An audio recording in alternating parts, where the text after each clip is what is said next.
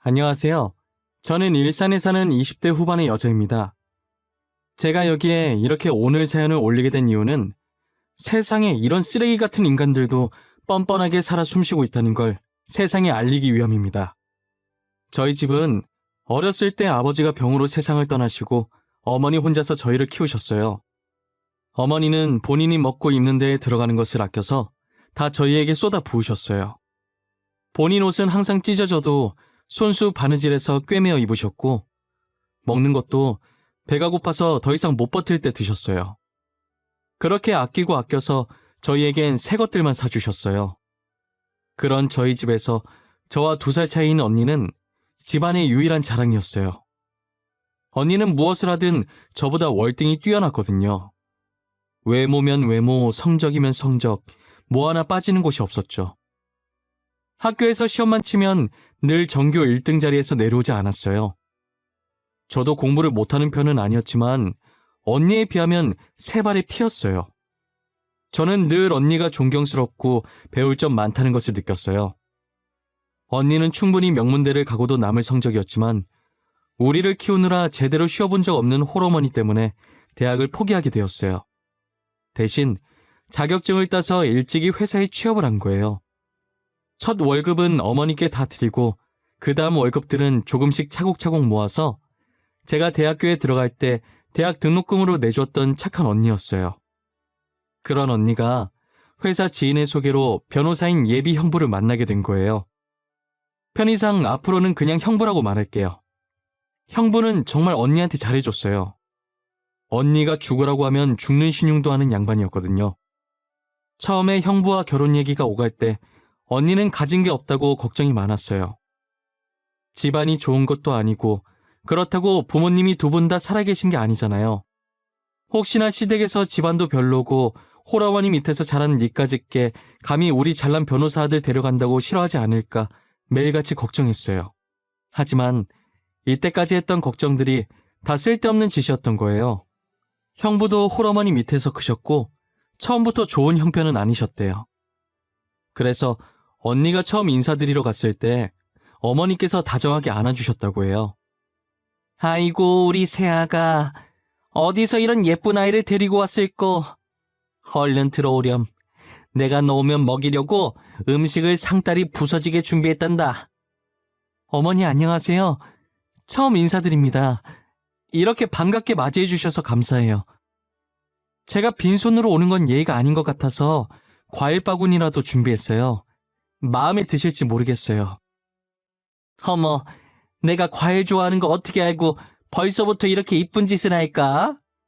만약 내가 과일을 안 좋아한다고 해도 우리 새아가가 주는 건데 억지로라도 다 먹어야지. 이렇게 좋아해 주실 줄 알았으면 진작 찾아뵐 걸 그랬나 봐요. 너무 늦게 와서 죄송해요. 저는 가진 것도 없이 잘난 오빠 데려가고 거기다 이런 귀한 대접을 받아도 되는 건지 모르겠어요. 그게 무슨 소리니? 못난 우리 아들 너같이 착한 애가 데려가줘서 나야 너무 고맙지. 가난하게 태어난 건 죄가 아니란다. 지금 잘 먹고 잘 살고 있지 않니? 기죽지 말고 당당하게 살아. 언니의 시어머니가 되실 분은 형부만큼이나 좋으신 분이셨어요. 그렇게 언니네는 쉽게 상견례를 하고 결혼 날짜를 잡을 수 있었어요. 결혼을 앞두고 언니와 형부는 들뜬 마음으로 둘이서 여행을 갔어요. 저는 그때로 다시 돌아가서 여행을 가지 말라고 뜯어 말렸어야 했어요. 언니에게 잘 갔다 오라고 마중 나갔던 과거에 제 자신한테 너무 자괴감 들더라고요. 아니, 어쩌면 이 일 덕분에 쓰레기 같은 인간을 거를 수 있었다는 생각도 듭니다. 여행을 갔던 언니와 형부가 늦은 밤에 집으로 돌아오던 중 거의 다 와가서 교통사고를 당했어요. 그래도 다행히 언니와 형부 둘 다 무사하다고 하더라고요. 뒤에서 트럭이 먼저 언니네 차를 박았는데 결혼 앞두고 괜히 큰일 내지 말자 싶어서 트럭 아저씨한테 잘잘못 따지지도 않고 그냥 바로 왔다는 거예요. 저는 사고 다음날 들은 거라 차 별로 안 깨졌겠지라고 생각하고 제가 잠시 차를 빌려 쓰려고 했었어요. 그런데 뒤에서 박은 것 치곤 앞도 만만치 않게 깨져 있는 겁니다. 꼭 차 앞부분에 누군가 큰 바위를 던진 것 마냥 움푹 들어가 찌그러져 있었어요. 하지만 저는 별로 대수롭지 않게 여기고 버스 타야겠다며 그냥 지나갔어요. 지금 생각해보면 그러지 말걸.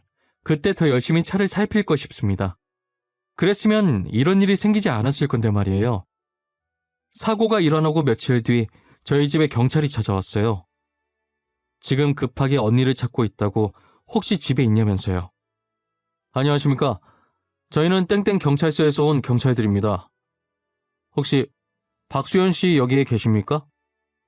이번에 일어난 사건 때문에 저희랑 같이 서로 동행해 주셔야 할 것 같습니다. 경찰이요? 저희 언니인데 무슨 사건 때문에 그러시는 거예요?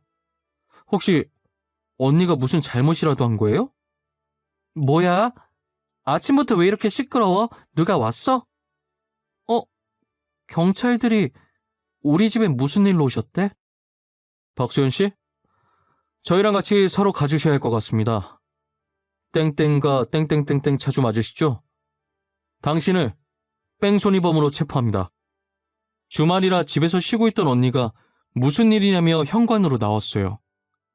언니가 나오자마자 경찰이 다짜고짜 언니 손목에 수갑을 채우더니 글쎄 뺑소니범으로 언니를 체포한다는 거예요. 드라마에서만 듣던 미란다 원칙을 실제로는 처음 들어봤어요. 하지만 언니는 몇 년째 장롱면허 수준으로 운전을 잘할 줄 모른단 말이에요. 그런 자신의 운전 실력을 잘하는 언니가 평소에 집 앞 잠깐 마트 갈 때 말곤 차 운전도 잘 안 하는데 느닷없이 뺑소니를 했다고 하니 저희는 도저히 믿기지 않았어요. 당사자인 언니도 그런 적이 없으니 영문도 모른 채 자기는 아니라고 소리 지르며 잡혀갔어요. 저 또한 상황 파악이 전혀 안 되었고 엄마는 뺑소니범이라는 소리에 그 자리에서 기절하셨어요. 결국 언니는 가해자 신분으로 재판까지 가게 되었어요. 재판에 제가 참관하게 되었는데 언니는 본인이 한 일이라고 인정하더라고요. 저는 재판 중에 일어난 언니의 모든 행동들이 도저히 이해가 안 되는 거예요. 그때부터 이 사건에 엄청난 무언가가 있다는 생각이 들기 시작했어요. 언니는 모든 혐의를 인정하고 교도소에 들어갔어요. 저는 언니의 재판이 끝나자마자 곧장 형부가 있는 로펌으로 찾아갔어요. 형부, 이게 어떻게 된 일이에요? 언니가 왜 뺑소니범으로 잡혀가는 건데요? 저희 언니 운전 실력 형부도 잘 알고 있잖아요. 지금 이게 말이 되는 일이에요? 뭔가 잘못된 거죠? 처제, 이건 나도 어떻게 할 수가 없어.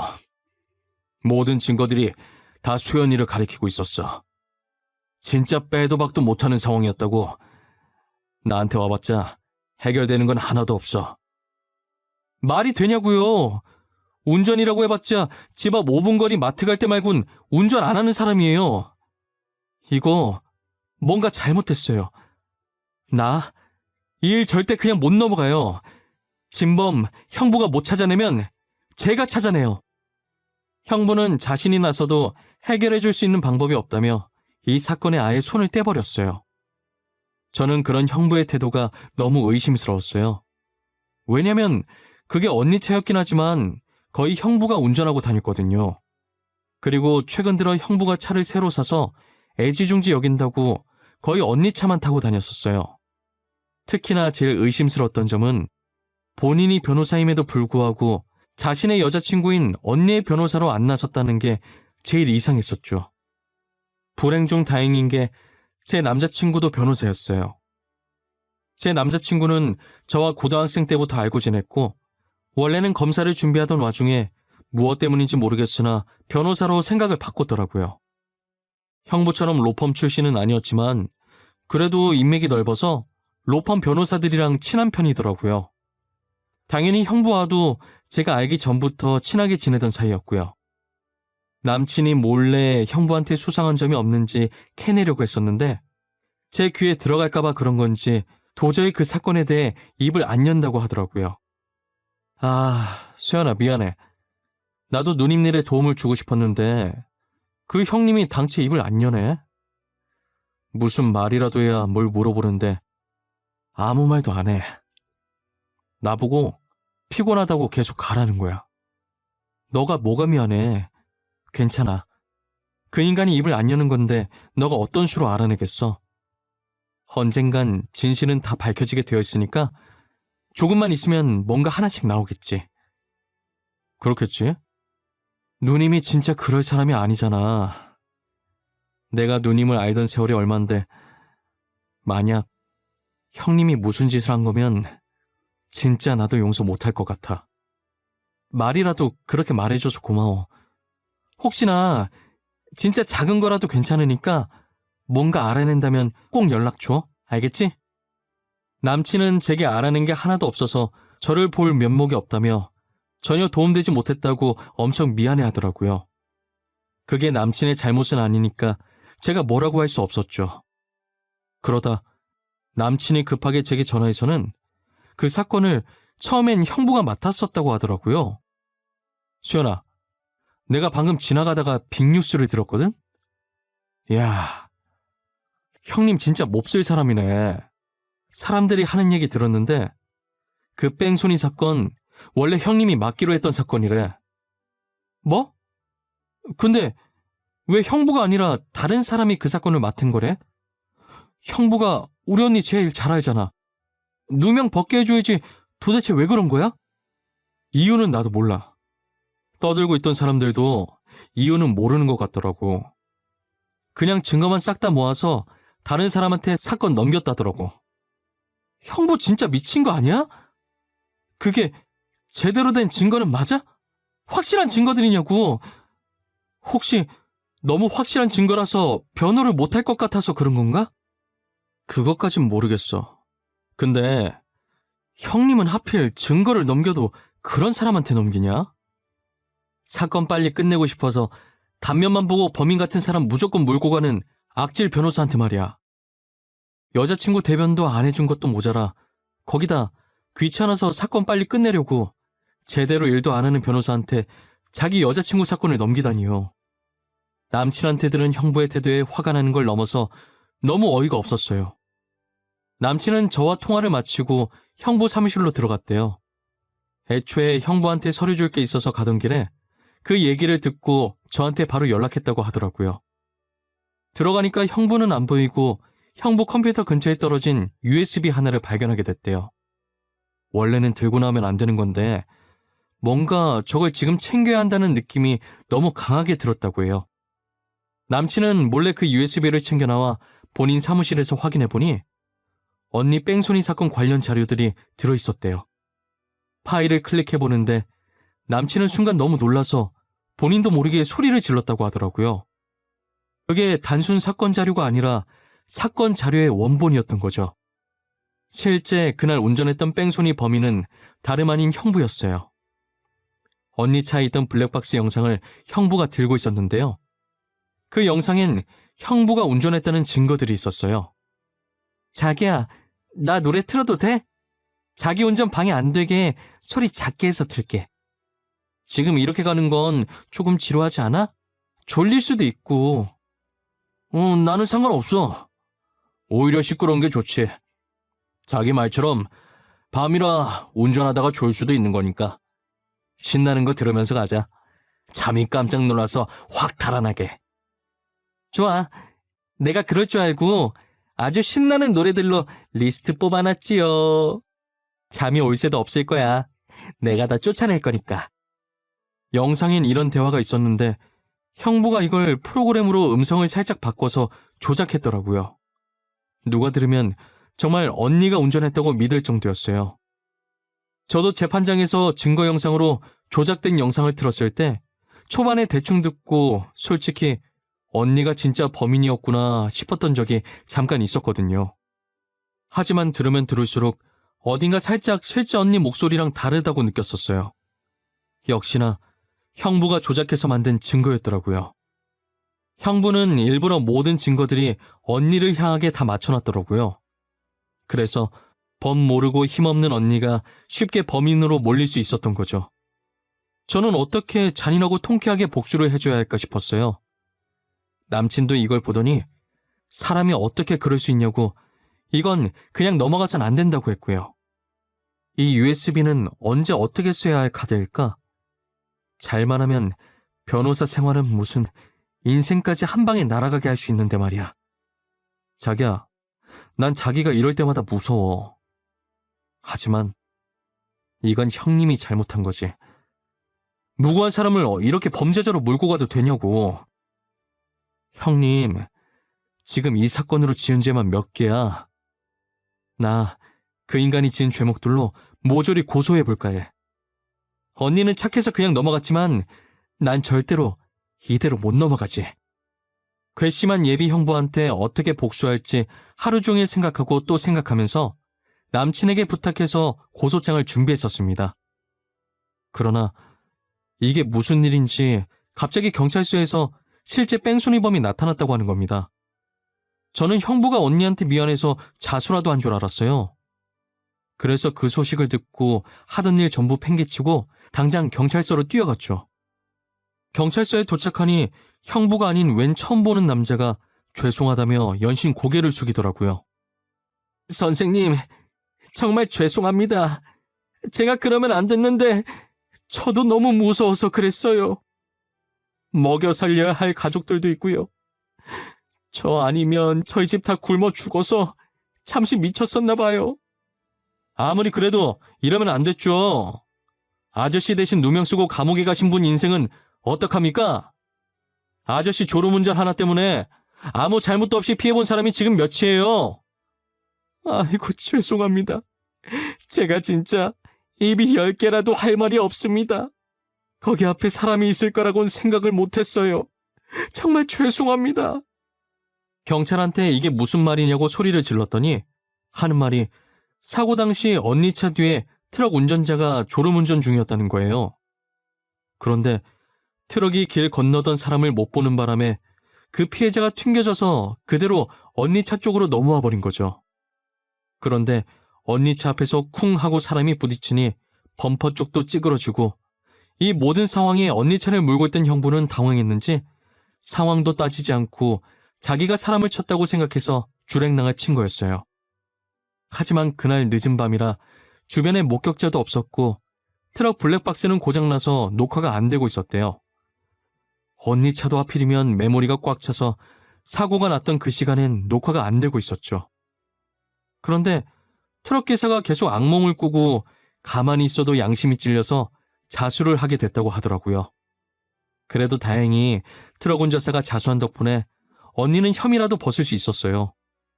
저는 도대체 왜 언니가 하지도 않은 잘못까지 인정했다고 말했는지 너무 화가 났어요. 언니는 도대체 무슨 생각으로 하지도 않은 짓을 했다고 인정한 거야?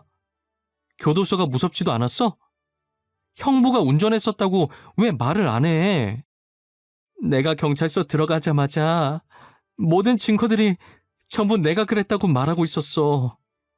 나도 어떻게 할 방법이 없었어. 그리고 남편도 그러라고 했고. 그냥 내 잘못이구나. 그 생각밖에 안 들더라. 그래도 그렇지 형부가 운전했었다고 말이라도 해봤어야지. 증거들이 조작됐다고 말할 수 있었잖아. 망할 그놈의 거지 같은 사랑이 뭔지. 처음엔 남친 힘들게 변호사 됐는데 인생 망치고 싶지 않았어. 근데 증거 영상을 보고 남친이 작정하고 나를 버렸구나 싶었어. 그때 처음 내가 배신당했다는 걸 알았어. 나중에 알게 된 건데 언니는 당시 노랫소리에도 잠을 못 이겨 결국 형부 옆에서 혼자 자고 있었고 사고가 나면서 차가 부서지는 소리에 깨던 터라 비몽사몽해서 전혀 몰랐다고 하더라고요.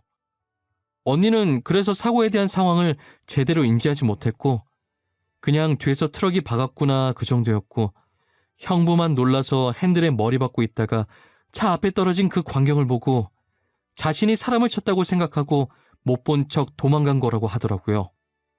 그래서 형부는 본인이 사람을 쳤다고 믿고 있어서 이대로 변호사 생활이 끝날까봐 모든 증거들을 언니가 범인으로 짜집기를 해놓았던 것이었죠. 언니의 혐의를 벗었다고 하나 전 절대 형부를 이대로 용서할 수 없었어요. 남친에게 받았던 증거들을 모조리 모아서 증거인멸 및 위조죄와 무고죄, 명예훼손죄로 형부를 고소했고 조작했던 증거들을 인터넷에 뿌리면서 로펌 변호사의 실체라고 익명으로 글을 올렸어요. 댓글은 난리가 났고 실시간으로 여러 커뮤니티에서 제 글을 퍼가기 시작했어요. 결국 형부는 변호사 생활을 그만둘 수밖에 없었고 그리고 재판장에 서게 되었어요. 판사는 법을 잘 알고 이걸 악용한 형부를 보고 괘씸하다며 최고형을 선고하였습니다. 사람의 탈을 쓰고 어떻게 이런 무거운 짓을 벌일 수 있을까요? 이 사건으로 인간이 지닌 추악함의 끝은 어디까지인지 볼 수 있었던 것 같습니다. 세상 살아가는 게 쉽지 않다지만 이 정도로 쓴맛일 줄은 꿈에도 몰랐네요.